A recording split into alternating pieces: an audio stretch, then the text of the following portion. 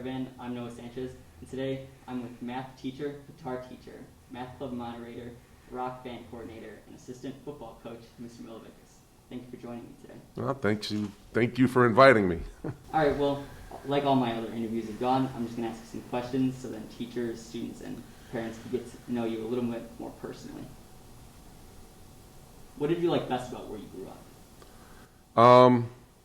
Well, there was a lot of activity, and I grew up in the late 60s and 70s, so you could just take your bike and go wherever, get up and leave the house, and you were gone, and your parents didn't look for you until dinner. So it was a pretty good existence, you know. And where was this? I grew up. Well, I was from the Brighton Park area of Chicago. We moved out to a suburb called Hickory Hills, so it was a kind of what they call a bedroom community. You know, people lived there, but they primarily worked in the city, or, you know. All right. What's one thing people would be surprised to know about you? I get real sentimental on certain things, and I get I'll cry.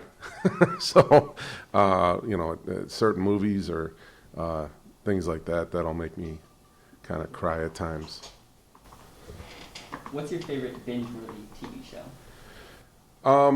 My wife and I have quite a few we watch, but one of the coolest ones I've watched as of late is on HBO. It's the Perry Mason backstory. Perry Mason was a real popular TV series in the 60s and 70s, right? The guy was an attorney, played by Raymond Burr. Well, this is like the backstory when he's a private investigator in L.A. during the 30s, and it's really, I like that type of gritty stuff. So, would you recommend it to our viewers? Yeah, it's it might be a little more R than PG, so I don't know if you're old enough and your parents approve. Go ahead. If you could have any superpower, what would it be? Oh boy, time travel. That's a good one. You know, if that would be feasible. Then, you know, there's always that if you screw something up, the butterfly effect, whatever they call that. So. Where's the first place that you would want to go with those powers? Oh, let's see. Huh. I never thought about that. I didn't think that one through. Let's see. Where's the first place I'd want to go? Probably go talk to my younger self and tell him not to worry so much about things. That's a good one. What was the last book that you read? It's a book by a guy named Nassim Nicholas Taleb called Skin in the Game. It's about asymmetries and managing them in daily life and with risk management. And it's an interesting book. I would recommend it to anybody. What's one thing that's still on your bucket list? Oh. I used to want to go skydiving, but my butt's way too big. So that'd be too, you know, I'd be taking somebody else's life in my hands jumping out of that plane, you know, because they do it in tandem now, you know, when you first go. That guy would be taking that'd be some strain on that parachute with me. So that was kind of out. I've done a lot of really wild things in my life. I've, you know, backpacked in the mountains of New Mexico and horseback rode through the Tetons and things like that. So, though, I would like to go to, like, see the Vatican or stuff like that, go to Europe. That might be interesting because I've never been outside the United States, so. Oh, yeah. That would be a good one to do. Who do you prefer, Cubs or Sox? I'm not really beholden to either team. I grew up on the South Side, so I'm more of a Sox fan, but I don't live and die with professional sports per se. I do like to yell at the TV for the Bears because you just can't help it. You know? What was your favorite or most interesting job before coming to work at Mount Carmel? My favorite job. This is my favorite job. This is the best job I feel like I've ever had. I worked in the investment industry for 15 years. It was interesting. A lot of stress, a lot of money, but it was. This is better. I like this way more. That's a good answer, especially for all the teachers watching this. What's your favorite movie quote? Oh, my favorite movie quote. So there's a movie by Clint Eastwood. With Clint Eastwood, it's called The Outlaw Josie Wales. And there's a part where they're waiting for an attack, and he basically tells these people that they're trying to defend themselves. They're awaiting an Indian attack, and basically he tells them, look, when it looks really bad, that's when you got to get mean, mad dog mean. And doesn't necessarily, I'm not advocating anybody do anything violent or anything like that. What I'm saying is, you know what, you got to fight. We tell kids, bite down on your mouthpiece and grind harder. And when things look bad, you got to fight your way through it. You know, and that's kind of, always like that quote. And is that your favorite movie? No. Probably one of my favorite movies is The Quiet Man. It's an old movie with John Wayne and Maureen O'Hara. Though the book, or the story, it comes from a short story by Maurice Walsh that I read in high school. And the story is way better than the movie. If you could have a meal with anyone, fictional, dead, alive, famous or not, who would it be? Well,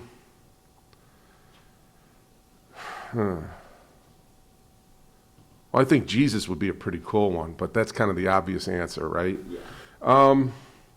I've often thought like a guy like Benjamin Franklin would be really cool because he was a different character. And you can look this up. Here's a fact. He actually wrote a book called Fart Proudly.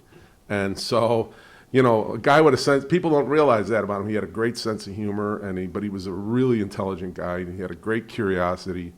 And I think as I've gotten older, I've kind of turned into a little bit of a loon like he was. So where, you know, you'll write a book like that, but, you know, you have to have a sense of humor, and most people don't think of that with him, you know. Wow, I didn't even know he did that, so that's very Yeah. interesting. He used to take a thing called an air bath. He'd take all his clothes off and open all his windows. That's weird. If you could learn to do anything, what would it be? Oh, anything? Oh, this is going to seem weird. I wish some of my math skills were better. It's been a long time since I've really done like some deep calculus and stuff like that. And my son just graduated with his degree in mathematics, and I was looking at some of the stuff he did, and I couldn't remember how to do it. So that's something I wouldn't mind going back to. I'm constantly trying to learn things. My wife gets a little irritated with me because I'll see something on TV and I've got to Google it. You know, so I have this thing about it. If I hear about something and I don't know about it, I have to look it up. Yeah. So, but right now it's just, you know, I spend a lot of time playing, you know, music, and so I'm trying to learn as much as I can about that, you know, just up my guitar playing and become better at that. What's your favorite song or favorite band? I know too many, and I have too many to list probably. I mean, I like, probably right now I'm on a big Stevie Ray Vaughan kick lately, so I've been listening to a lot of his stuff, and I actually watch quite a few videos to see how he's playing things. But I like everything from, you know, you go back to the 50s with Buddy Holly and you know, that early music, Jerry Lee Lewis, to, you know, the 60s. I like Jimi Hendrix and The Who and Led Zeppelin, and, you know, Ted Nugent from the 70s. You know, just Rush is I'm a big Rush fan. You know, Van Halen. I'm just into guitar music big time. So I listen to a lot of classical stuff too. So I'm all, the only thing I'll tell you what I can't listen to, or what I don't like. That'd be easier. I don't like new country music. I can't stand it. I like old stuff like Johnny Cash and Waylon Jennings. The new stuff I think is yuck. Yeah, it has gotten really weird. So I'm not a big fan. All right. Who's the coolest celebrity you've ever met? I haven't met any. Okay. I never really met any. I met Kyle Long, like when he was with the Bears, but I wouldn't consider him a celebrity. You know, So I don't, he's an offensive lineman, which most people aren't even, seeing those guys or paying attention to them until they screw up. But I can't think of anybody, I've never really met anybody who would be considered a celebrity. I did meet, I'll tell you what, I did meet Bo Schembechler, who was the head coach at Michigan, and he's, back in the 70s and 80s, and Yeah, you can kind of. he was that was pretty cool. That was pretty cool to have a conversation with him. That's about it. Oh, okay. What's your favorite vacation spot? Like somewhere I've repeatedly gone, because I have not really done that. My wife and I have been to Wyoming, and we want to go back. We were up in the Tetons, and that was really cool. We were talking about that the other day. I've not really got one. There's places I'd like to see that I haven't, but usually, like I've gone fishing, and done things like that on vacations. We don't, with 6 kids, we didn't do a lot. I have 6 kids, so a lot of people may not know that. Max is my youngest, our youngest, 1 marriage, 6 kids. So it was really hard to vacation. You didn't go many places between football, baseball, everything else. It was kind of like we didn't do it. Okay, well then, what's one place that you would like to go for a vacation? I have never been to Hawaii. I think that'd be pretty cool.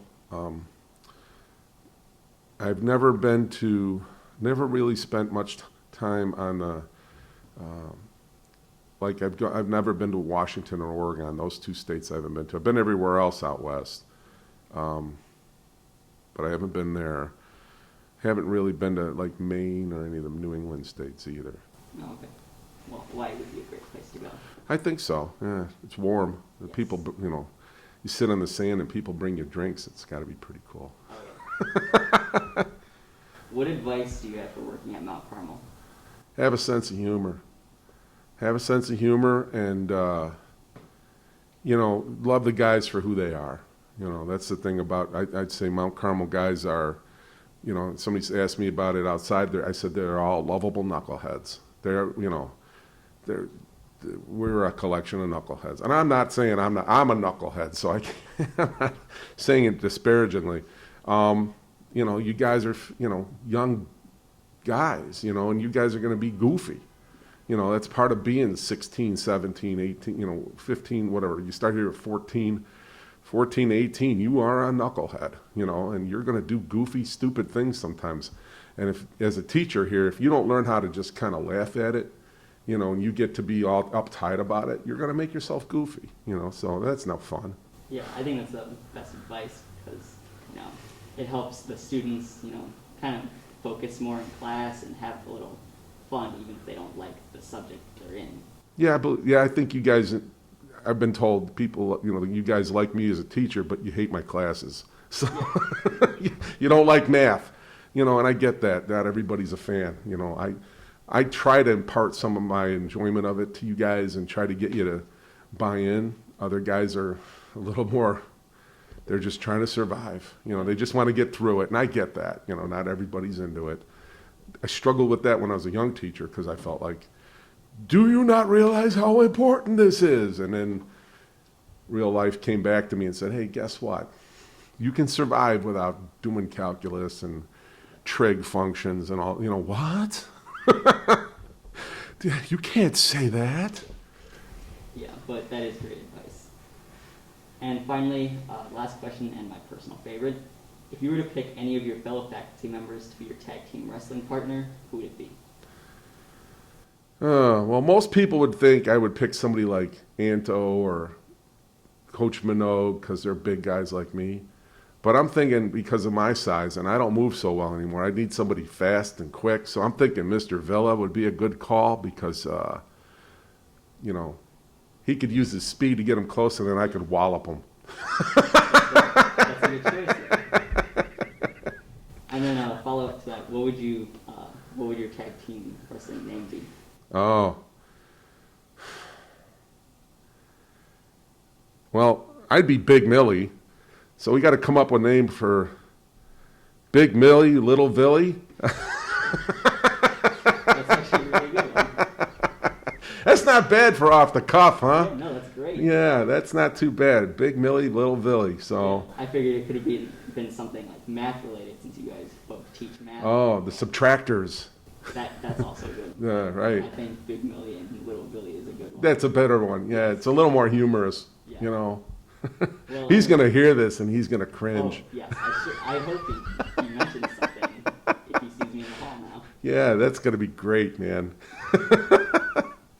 Well, You can tell I laugh a lot in class. I laugh a lot all the time. So it's good to be joyful. Well, thank you so much for joining me today. Well, thank you for asking me to do this. I had fun with it.